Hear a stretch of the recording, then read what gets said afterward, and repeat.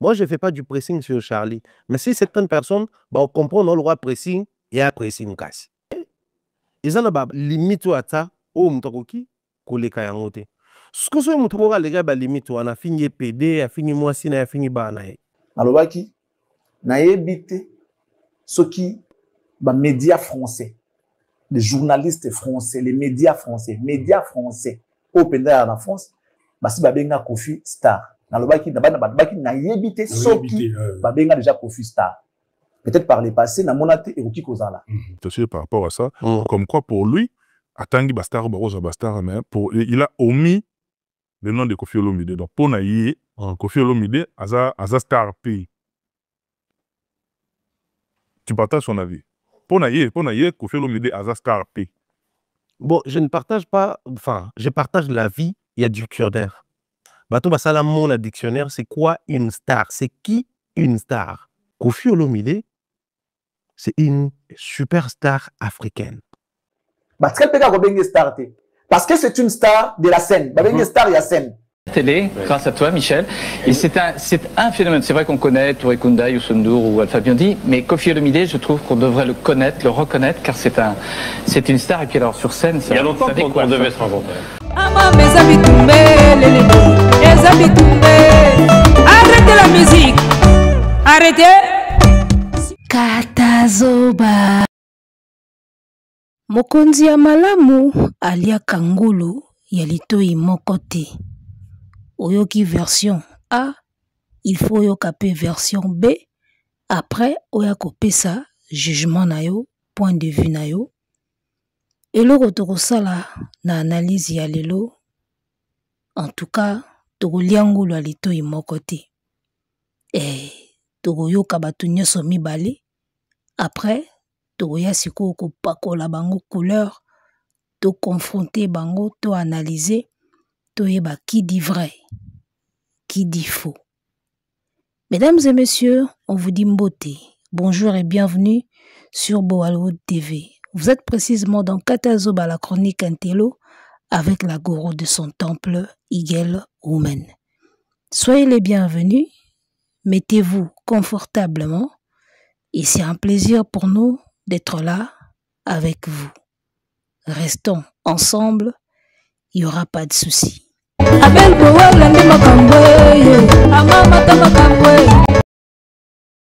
Kinshasa, Brazzaville, France, Belgique, États-Unis, Canada, Espagne, Tobengani, Topusani, et Balobi Makambo ezali awa. Alors, na cadre kaka ya koliangulu ya matoi mibale, j'ai eu le temps de suivre l'émission de Charlie Prince. J'ai eu aussi le temps de suivre l'émission de Mombaya. Parce que depuis que Charlie Prince a l'ongwa quand il y a fait, il y a comme quand il y a aigle, Mombaya comment se sentir mal à l'aise. Jalousie et mata, a comment tenir ba propos moko contre Charlie Prince. Bon, a na ba raison na ye, il moko yebi pourquoi il le fait. Alors, bah comment se tirer, s'entretirer ou se tirer na ba émission oyo et bendisi bango mwa muke eza émission sur le mot star entre Fally et Kofi qui est star nani o babenga est star nani o bazwaka comme star à l'étranger ou à l'international. Charlie Prince apesaki point de vue na ye, Mombaya apesi point de vue na ye, abimisi vidéo moko oyo bayambaka Kofi pa Michel Drucker et puis Charlie Prince à reprendre vidéo wana pour ça la réplique. Alors on appelle lelo na ye kaka na vidéo wana ya Michel Drucker oyo bayambaki Kofi Olomide. Alors sans plus tarder, on va aller tolanda ba vidéo bongo to pakolango couleur toko bandana je crois to bandana Charlie Prince. Après toke na vidéo ya Mombaya. Après ngasko na koya ko conclure na couleur nanga pour na point de vue nanga na koya ko pakola bango mibale couleur. Alors on commence d'abord par la vidéo de Charlie Prince. Sans plus tarder, c'est parti. Tous les cas. Je vais commencer par mes propos. Alobaki Naïbité, ce qui, bah, médias français, les journalistes français, les médias français, open d'air en France, bah, si babenga Kofi Star. Dans le baki, naïbité, ce qui, babenga déjà Kofi Star. Peut-être par le passé, na monate et Ruki Kozala. Mais, dans cette vidéo, qu'est-ce que moi je vois? Bah, c'est deux vidéos.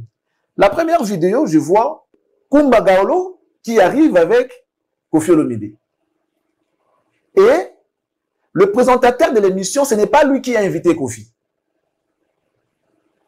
On l'amène sur un plateau de télé et je vois le monsieur, je ne sais pas si c'est Olivier ou qui là, qui présente Kofi à Michel Drucker. En disant, il s'appelle Kofi Olomide, il fait comme on connaît Manu Dibango, tout ça là, au Sénégal, Youssou, on doit aussi connaître Kofi. Ça veut dire, on amène un jeune talent. Non, mais c'est pas moi, c'est pas moi. C'est la vidéo que vous nous avez présentée. Malheureusement, c'est là qui calcule la fou. Ça veut dire que toi, tu présentes l'émission. Moi, j'arrive avec un monsieur que tu ne connais pas, que tu as parlé peut-être dans le téléphone, au moins a été au Kaïté. Non, monsieur Jimmy, vous savez, cet artiste a fait Zénith, tout ça là.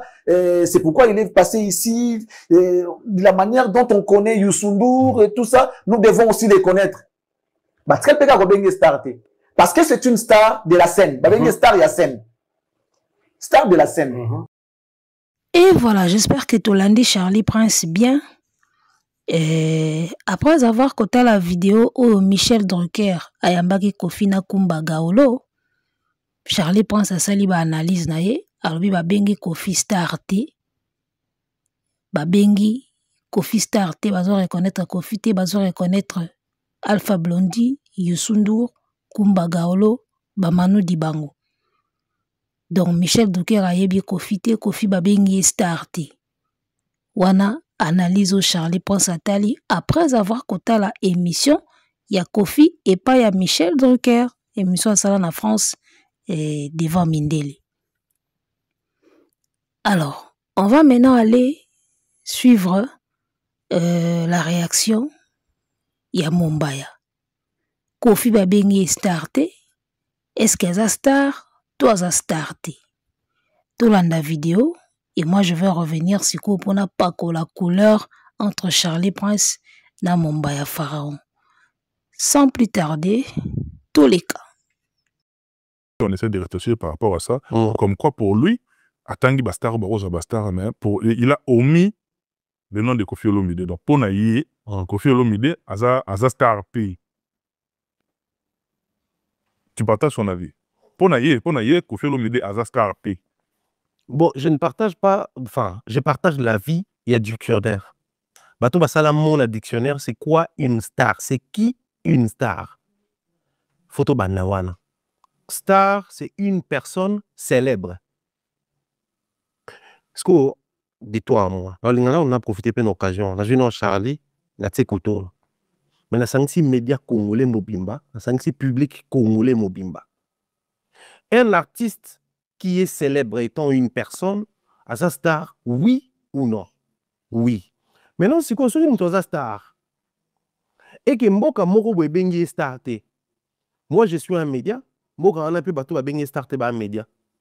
Pour Mboka on a bazar un peu plus développé que Bisso, mais il faut tout accepter que Mboka on a son bien star, c'est qu'à star. C'est d'abord à nous, les médias congolais, de valoriser les stars congolaises. C'est qui une superstar? Une superstar, c'est une personne très célèbre.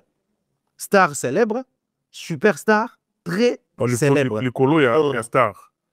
Si on Kofi, il non seulement célèbre na Congo, mais il est célèbre na continent Nabiso Mobimba, et puis il est très célèbre Liban na continent Nabiso. Voilà pourquoi les Congolais ont eu du mal et ont fallu légende. Parce que bah, quand ça légende égale à longévité. Le roi n'a pas limité. Surtout comme une légende, il y a le droit de quitter sa Kofi. Non. Quand on atteint un niveau, il faudra apprendre à appeler la personne selon son niveau. Kofi Olomide, c'est une superstar africaine. Je ne dis pas congolais. Et voilà, j'espère que tu l'as dit. Hein? Et quand on a lobby à tout l'angula lito y mon côté, tout l'angula mato y mi balé. Tu qui Charlie Prince pour naïe Kofi à starter. Tu qui Mombaya n'enga lobby a pesé déjà définition ya star. Nani o ya za star. Alors biso pe to kende côté à Google et Babi TV za radio ti. To kende côté à Google, to kota na Google to luka définition ya mot star pour te comprendre si réellement Kofi aza star, to aza star ti. Après to zonga na vidéo, il y a Michel Drucker, to yo kango bien. Voilà, to ye awa na monsieur Google, tout na star aza nani. To moni mot star, définition. Bakomi dictionnaire. Définition proposée par Dictionnaire Le Robert, en savoir plus. Star est un nom féminin, anglicisme, c'est-à-dire mot ou outil en anglais. Et un anglicisme, c'est un nom féminin, d'accord? Et là qu'ici, bah comme premier point, acteur ou actrice de cinéma très célèbre. Voilà la définition à Liboso. Yami Balé, personne célèbre très en vue. Les stars de la politique. Personne célèbre très en vue, acteur célèbre. Voilà, on a définition à star. Balobi star est quelqu'un de célèbre. Tu sais ce qu'on a célèbre? Célèbre sous l'axinine. Célèbre, balobi très connu. Une musicienne très célèbre. Donc, célèbre, l'axika moutoisa très connu. Star, c'est une personne célèbre. Une personne célèbre, une personne très connue. D'accord? Alors, bisomoko batutuzo tala émission, totali Charlie Prince, totali Mombaya. Tozu définition ya star, na définition ya célèbre. Est-ce que Kofi Olomide est-il très connu? Oui ou non? Kofi aza très connu. En tout cas, on a une réponse binomo bopé sala bandaku. Kofi Olomide aza star, célèbre, très connu, oui ou non? Parce que star, célèbre, très connu. Alors le grand mot pas où il est très connu, oui ou non? Binomo bopé sa réponse na bandaku. D'accord? Alors, tokendesko kota la vidéo ya Michel Drucker oyo yambaki Kumba Gaolo na Kofi Olomide na plateau maloba nini oyo balobaki pona Kofi enga na ozonga pona pakolango couleur. Toyoka bien nalingi vraiment tocha matoi toyoka bien na vidéo wana parce qu'il y a koyoka et oyoka, il y a écouter et entendre. J'ai écouté, j'ai entendu. Koyoka ikeseni. Toyoka ngo bien. Après nazonga, na pakolango couleur. C'est parti, top. Télé, grâce à toi, Michel. Et c'est un phénomène. C'est vrai qu'on connaît Touré Kunda, Youssou N'Dour ou Alpha Blondy, mais Kofi Olomide, je trouve qu'on devrait le connaître, le reconnaître, car c'est une star. Et puis alors sur scène, il y a longtemps qu'on devait se rencontrer. Monsieur Drucker, j'ai fait une vingtaine d'interviews avant de faire le Bercy. Et je regarde comme ça. Mais voilà, c'est très beau comme ça. Eh makamwe. Alors, Kofi Olomide, à l'époque de Bercy, sur le plateau de Michel Drucker, aux côtés de Kumba Gaolo. Michel Drucker, présentateur. Il y a un autre monsieur qui est là, blanc. Au hasard la Kofi ba commentaire. D'accord. Moi, je pense que Venanga Charlie a oki bienté. Naza pena convaincu que Venanga Charlie Prince osa Venanga, mais je pense que na vidéo oyo ki bienté. Oyoki bienté parce que yolobi ba bengi Kofi Star te menga na yoki ba bengi Kofi Star. Il faut bien écouter. Ba bengi Kofi Star et pas Joanna. On va reprendre la vidéo. Ngana yoki boy. Alobi Kofi Olomide. Alobi c'est un phénomène. On connaît Touré Kunda, Alpha Blondy, Youssou N'Dour, mais Kofi Olomide, on devrait le connaître. on devrait le connaître. Pourquoi? Parce que c'est une star qui est là. Alors sur scène, c'est Wana Mutumususu Alobi et Kati Malobanae. Il faut bien écouter la vidéo. Moi, c'est ce que j'ai entendu. Donc, dire que Babengi Kofi Star T, ils a vraiment la correcteté. Parce que ngana yoki Babengi est star. Alobi Pena, c'est vrai qu'on connaît Youssou N'Dour, Alpha Blondy, Kunda, Kumba Gawlo, Alpha Blondy, Youssou N'Dour, Baebanaki déjà. Joanna Alobi, mais Kofi Olomide, on devrait le connaître parce que c'est une star qui est là. Alors sur scène, à Tiesiko, Netelingaka Barcelo, comme Balamoko Mutumoko Alobi, à Katie Maloba. On va reprendre la vidéo. Boyo Kango bien que Babengi Kofi Star. Babi, c'est une star qui est là. On devrait le connaître parce que c'est une star qui est là. Alors sur scène, c'est... On dirait l'Inga qui a commenté que sur scène, il est encore plus merveilleux, encore plus chaud, au moins un. Mais avant, Alobi, c'est une star qui est là. D'accord? Toyoka vidéo. Télé, grâce à toi, Michel. Et c'est un phénomène. C'est vrai qu'on connaît Touré Kunda, Youssou N'Dour ou Alpha Blondy, mais Kofi Olomide, je trouve qu'on devrait le connaître, le reconnaître, car c'est une star. Et puis alors sur scène, ça, il y a longtemps qu'on devait se rencontrer. C'est une star. Et puis alors sur scène, ça, il y a longtemps qu'on devait se rencontrer. Voilà, en tout cas, j'espère que Bato Baza averti, Bayoki Kebalobi, Kofi Olomide, on devrait le connaître car c'est une star qui est là. Alors sur scène, c'est Alingaka Baksa Bailoge, Bakati et Maloba. Il y a longtemps qu'on devrait se rencontrer. Wana Michel Doké Mutakati et Maloba. Donc Kofi Olomide, Benga est star na plateau télé à Mindele. Écoutez bien cette vidéo-là pour comprendre que Babi, c'est une star qui est là. Alors sur scène, c'est Bakati et Maloba. Donc, alors, moi, la lecture que j'ai faite, il y a une autre vidéo au Baloba. Moi, Simon Koloba, Kofi Olomide, c'est le Johnny Hallyday en Afrique et ainsi de suite. Donc, moi, je pense que tout Kendeka n'a sens. Johnny Hallyday, c'était une star. Namboka Nabango. Moi, si on a vu Kofi, Azasko Johnny Hallyday, il y a Afrique Nabiso. Kofi, par modestie, Aboya qui a non, Kofi, Naza Johnny Hallyday, mais en miniature. Na sens moyandingwana. Alors, ce qu'il faut comprendre dans l'émission Ezanine, c'est vrai que Mindele wana ba yeba kina nous kofite na même poids que ba Youssou N'Dour, ba Kumba Gawlo, ba Manu Dibango, ba Alpha Blondy. Ça c'est vrai, ba yeba ina kofite parce que il y a un début à tout. Même Youssou N'Dour, so tali carrière na il y a toujours un moment où na Europe ba yeba kite. Tango yeko sale lo moko boende Europe ba remarquer. Ça sera pareil pour Kumba Gawlo. Il y a toujours un moment comme ça. Parce que les musiciens africains bandi musique en Afrique. Alors, pour Bakoma en France, il y a un élo moko kosala. À une certaine année, ce que sali élo koana, de au monde en France ba remarquer. Alors, biso tozala ki na moi retard. Moi, c'est ce que j'ai compris. Biso tozala ki na moi retard pour que to ko taper mindele ba biso. Pourquoi? Parce que depuis ba wendo, ba franco, to mesana mingi na communauté.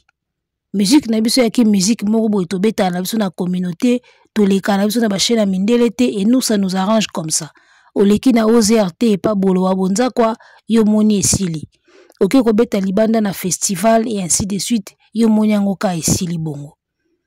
Alors, ba médias français, il fallait siko ko affronter yango. Il fallait siko ko banda ko affronter ba médias français pour ba yeba biso pe ndenge ba yebaki ba Youssou N'Dour na ba Alpha Blondy. Ba Alpha Blondy, ba sa bato ba qui na moi avance. Ça, c'est tout à fait normal. Par rapport à ba style la musique, ba ça là, par rapport à... Et puis, il faut ba gelo moko colonie française, na ba pays na ye, ba zaka na pont. Biso, malheureusement, ba Belge, ba katila biso pont. Là, il faut aussi le reconnaître. Culturellement aussi, ça pèse. Il y en a parmi les éléments autobo sanaka.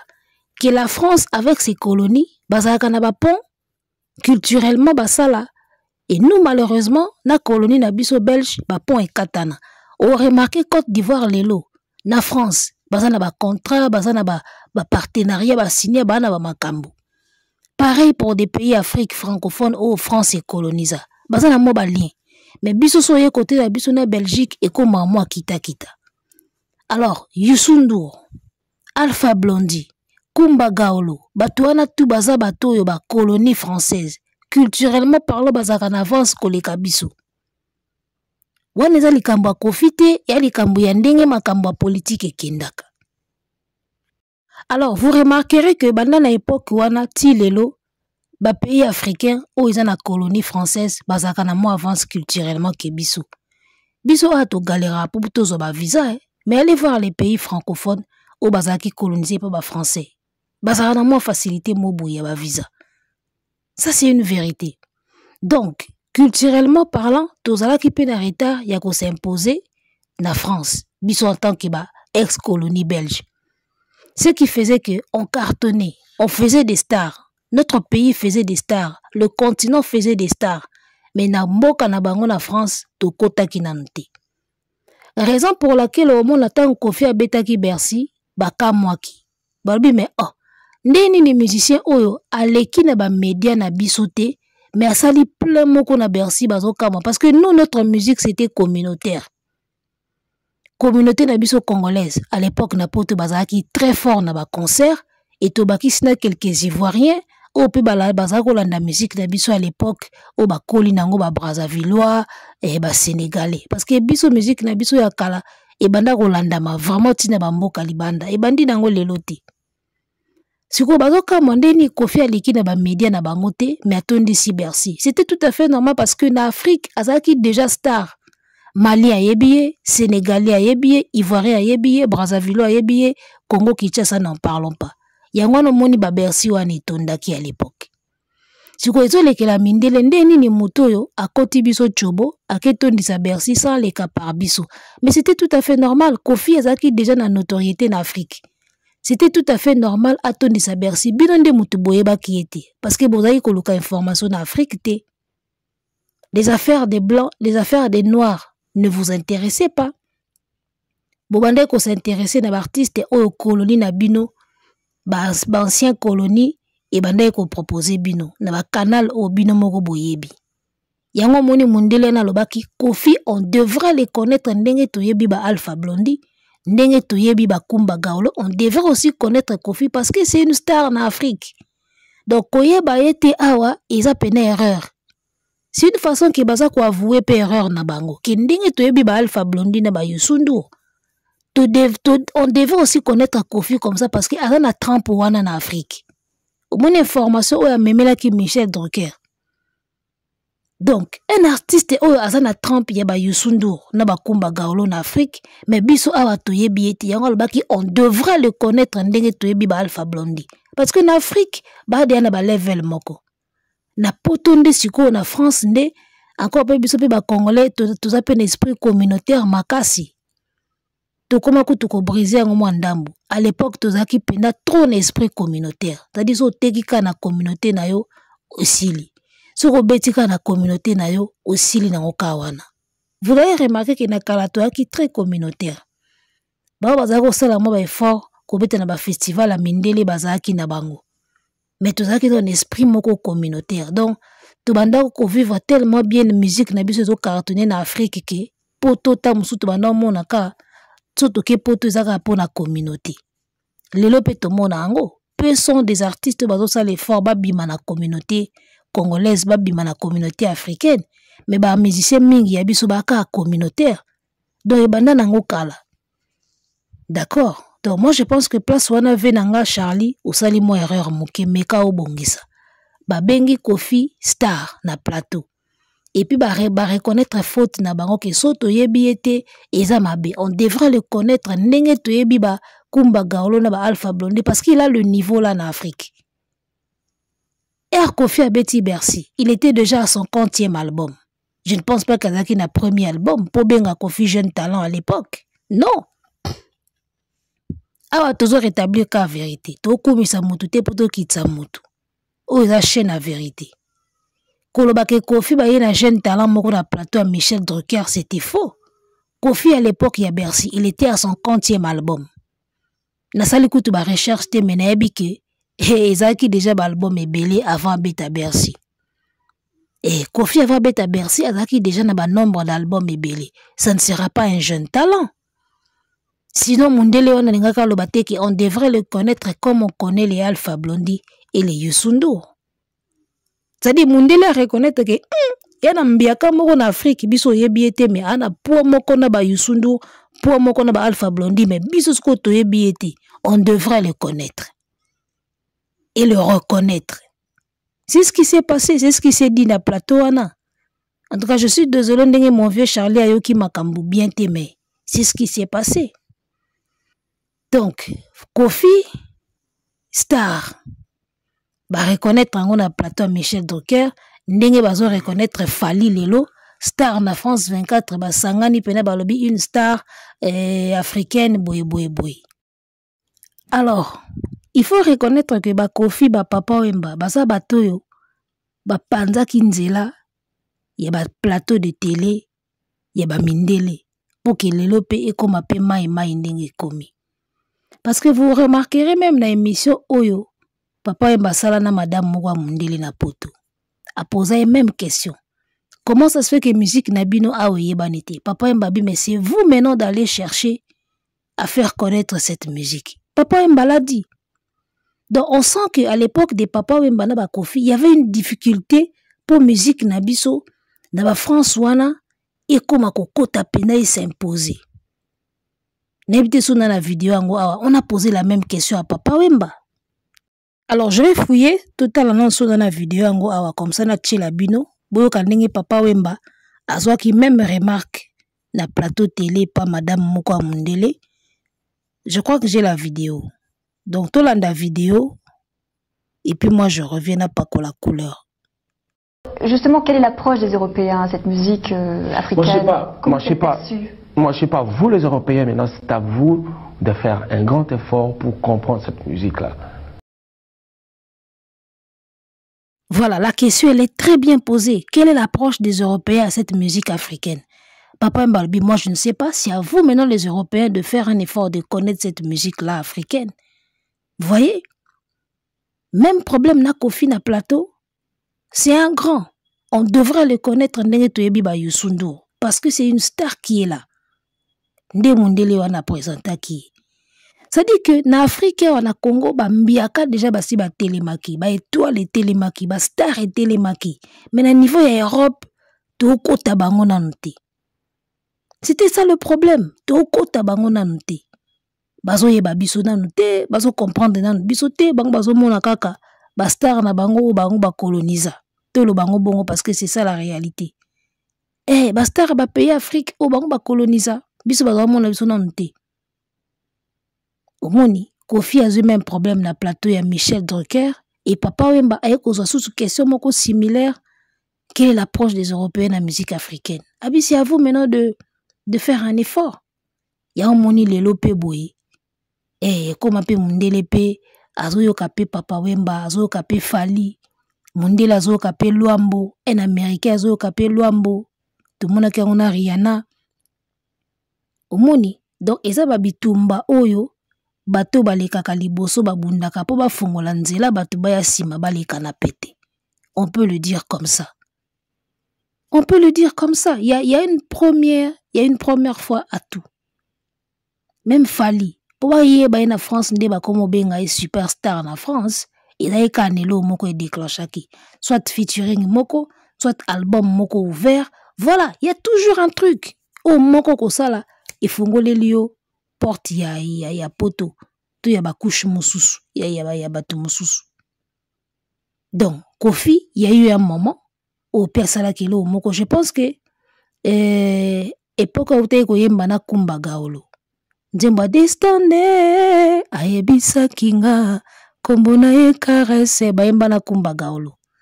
Ozomona même démarche que Fali aujourd'hui à sali featuring na staro ayebani na France et puis je crois que fongole la eba porte ba papa Wemba ba Peter Gabriel même démarche. Donc il le fallait. Na kamora n'est pas Fali le komangambu. Alors que les Kofi ont fait la même démarche, les Papa Wemba pareil, pour se faire connaître na Mindele. Parce que c'est là où ils ont compris que tu aurais en Afrique, mais na poto non to quantité. Je pense que Kofi l'avait compris. Après ma présentation, on ne se basale pas Michel Drucker, je pense qu'il avait compris. Et Papa Wemba Petang posa une question, quelle est l'approche des Européens à cette musique africaine? Il avait compris qu'il faut tout ça là, et le mot pour tout kota bango. Et je pense que basala qui a une carrière na bango. Donc voilà, c'est la difficulté qu'ils avaient en tant que bateau babandaka liboso, ils ont toujours na pasi, bien faut passer l'anzela pour na sima baya goleka na pété. Et j'espère qu'aujourd'hui, Michel Drucker a yebi siko ba musicien congolais. En tout cas, je pense ou j'en suis sûre et certaine que Michel Drucker saute aux ongeli lelo to tie micro. Tangela biso quelques stars ya Congo au tanga bango lelo. Il avait du mal avant, mais lelo je pense qu'il a au tanga bango. Et parce que basali pe mo ba effort pour ba yeba na pi côté wana. Voyez un peu, sonagi na poto, nenga luka carte nanga ya presse, na ke luka Michel Drucker na bandi ko tout na yeba star nini ya Afrique ya musique ya yebi. Benga bo remarquer que alinga tanga ba kombo. Alinga tanga. Et donc voilà, on va chuter ici. Alors conclusion nangai, je pense que Kofi babenga star na plateau Michel Drucker na yoki yango na matoi nanga. Obe ba yoki lo wanga baza. Babengi star et puis ba reconnaître que kozanga koyeba Kofi eza erreur parce qu'il devrait les connaître à même titre que ba Alpha Blondy na ba onyoso batikali.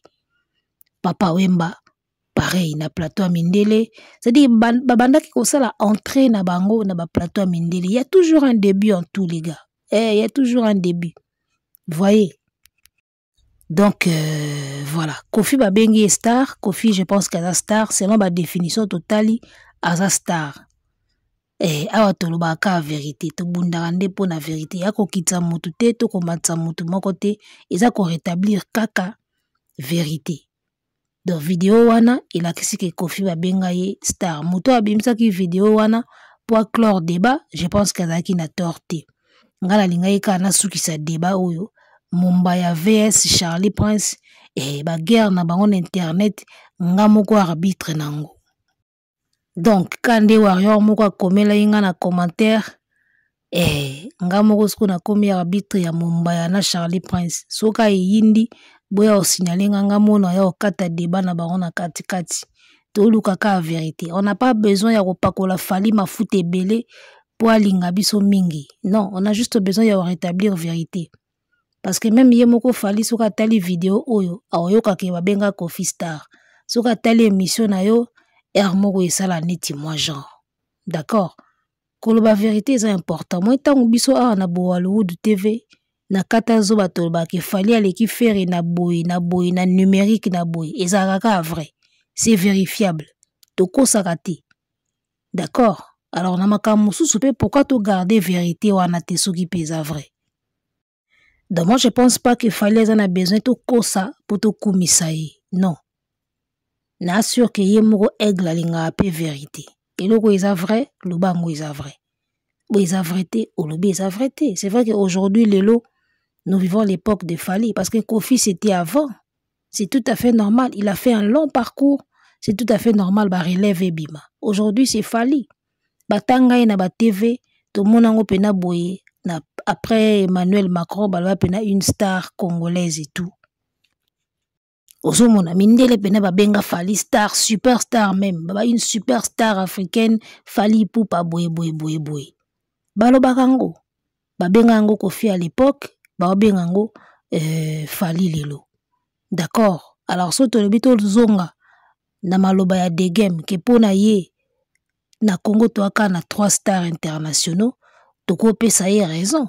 Papa Wemba, to mona une émission na mundele, to talango, Kofi Olomide na Michel Drucker, Fali Ipupa kutu kolobate, ba mindele pena ba vanda boye ba olobele na ba TV5 ba épreuve, ba preuve kutu, ba preuve ezebele.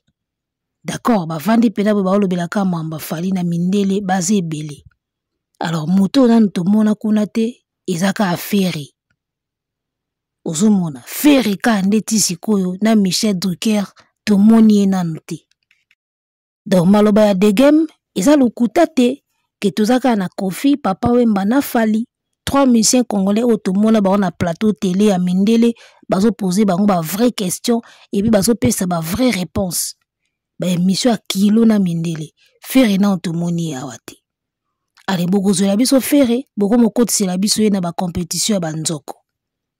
Il n'a pas des émissions ya kilo na ba mindele. Ferré n'en a pas. Bobim se mission moko boye, oyo bazo présenter ta Ferry qui on devrait les connaître devant ba Michel Drucker to ba journaliste ya makasi ya France. Bobi mise mission moko boye faire azate me ba mindele bazo vanter. Petit nanga à Londres mobola teti. Osala ke mission moko awa vidéo ya papa Wemba nazo yango na émission na yote mobola. Vidéo na auto tchao ya papa Wemba na madame mwana mundeli. Nazo yango na émission na yo. Oti émission ozolo ba tala place bazako yamba papa Wemba. Tala ba niveau papa Wemba. Oui papa Wemba la été bongo Ferry oyo komisaka. Bimisela biso pe vidéo ya Ferry na mundele. Ferry na Michel Drucker. Ferry na mundele moko mwasi ba poser ba question. Tomoni ya Kofi, tomoni ya papa Wemba. Ya Fally tomona yango kutu tous les jours. Bongo ya Ferry. Ba Gaulois. Binoka kokumisa ba vidéo ya Kofi. Papa Wemba na mundele. Kofi na Michel Drucker. Bongo ya Ferry kasi. Bo bimsano ya Ferry total. Bino tembeti. Bo poussa tika wo mona abou. Arrêtez la musique. Arrêtez quoi.